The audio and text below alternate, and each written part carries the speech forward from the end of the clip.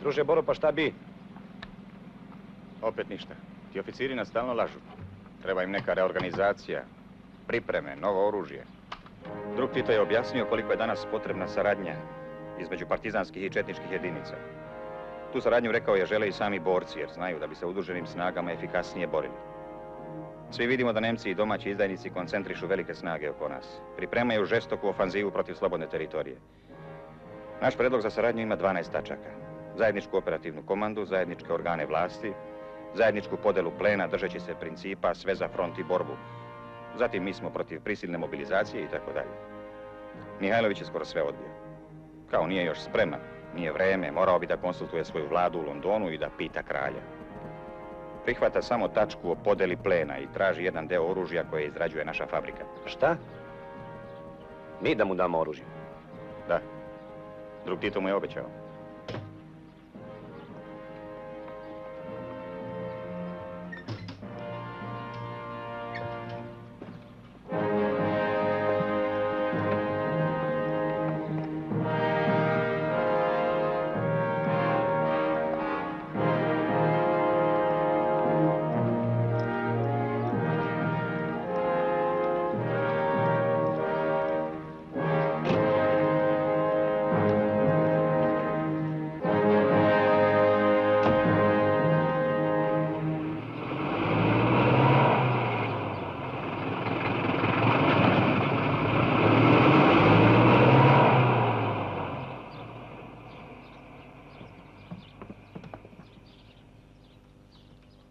Znate, gospodine kapetane, kod nas se kaže prevezli smo ga žednog preko vode.